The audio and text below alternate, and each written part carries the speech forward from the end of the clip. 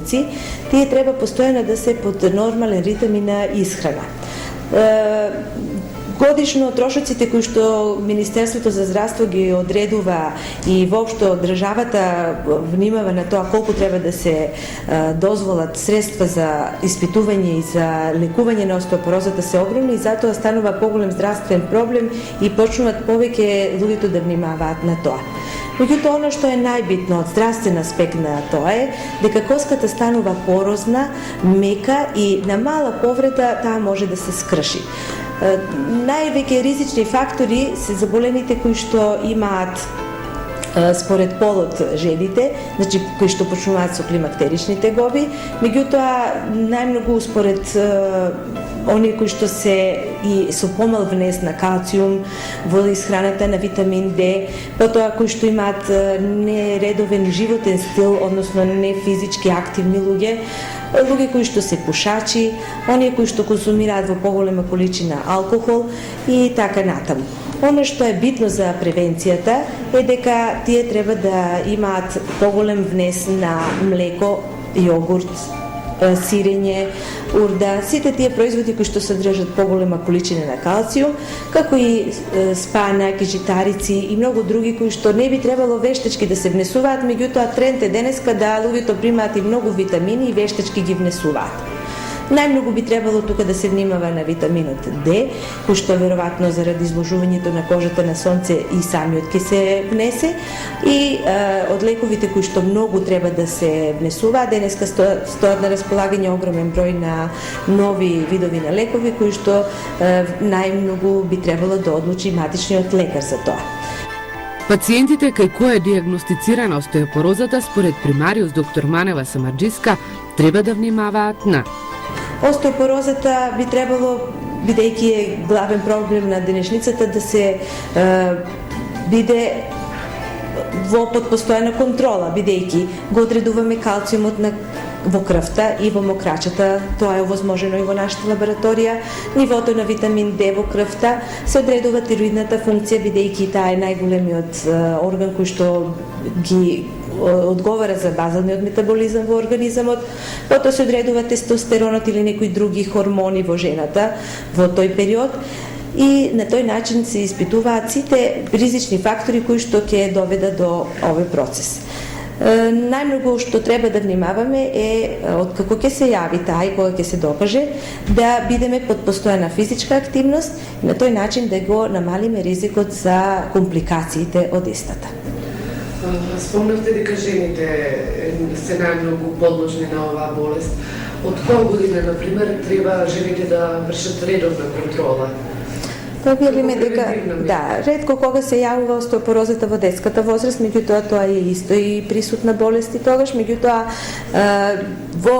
периодот на климакс, кога жената ги губи и овие потребни хормони, потребно е постојани редовни контроли, тоа се дензитометри, едни апаратури кои што врз основа на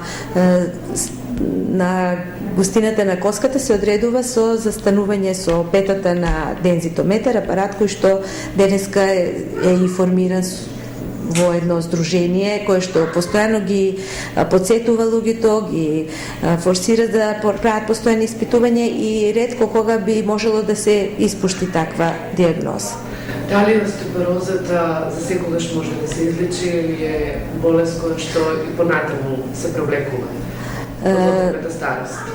Остеопорозата би требало да биде постојано под контрола, да биде под постојана терапија. Денеска постојат модерни лекови кои што со една таблета месечно се штити човекот. На тој начин го ублажуваме и успоруваме процесот, меѓутоа болеста еднаш јавена веројатно ќе носи ризик за секогаш и би требало да биде под постојана контрола, да се научи да живее со оваа болест болниот. Колку реуматските болести влијаат врз срцевите заболувања? Реуматските болести се една група посебна на болести која што е веројатно една од најчестите после срцевите, меѓутоа пациентите кои што се со веќе развиена реуматска болест, бидејќи се од непозната етиологија, обично имунолошка природа се тие се болести кои што не се манифестираат во почетокот на јавувањето и би требало да се постојано исто така контролираат и да се следат.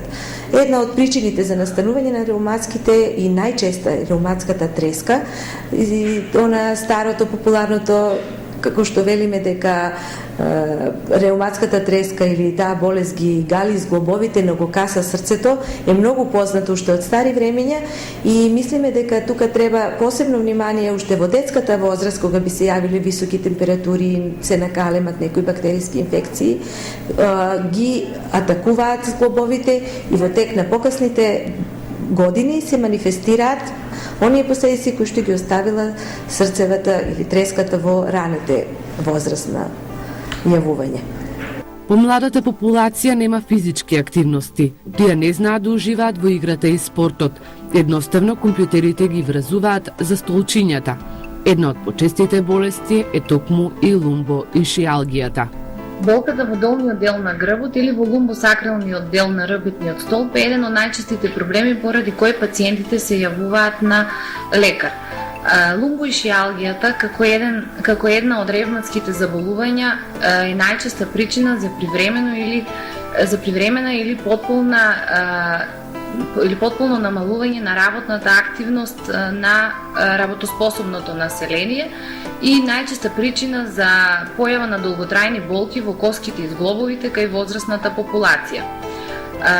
Болките во грбот најчесто се јавуваат, односно лумбалниот синдром, најчесто се јавува помеѓу 30-та и 50-та година од животот, подеднакво и кај жените и кај мажите. Се смета почесто кај мажите, веројатно заради тоа што тие работат потешки физички работи.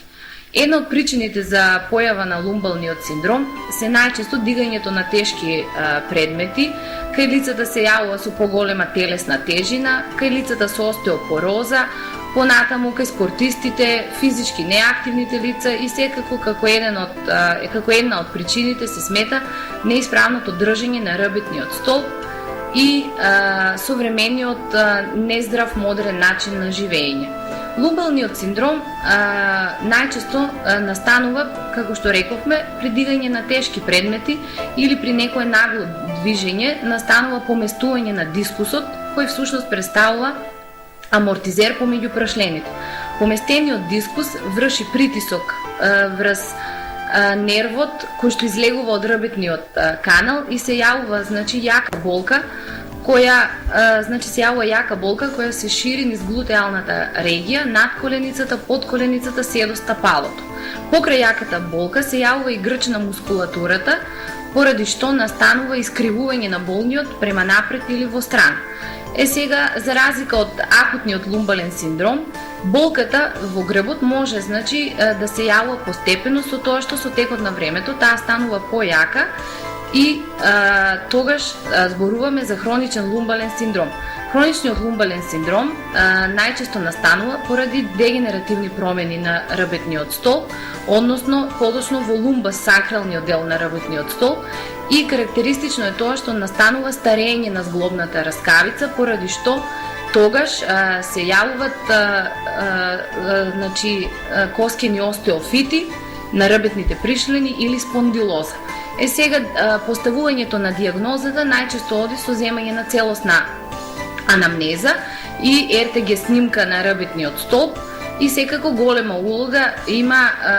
диагнозата е подобрена со компјутеризираната томографија и магнетната резонанца, при што имаме детален приказ на ребетниот столб и содржината во него. Кај повозрастната популација се појавува и болеста артроза, што спаѓа во групата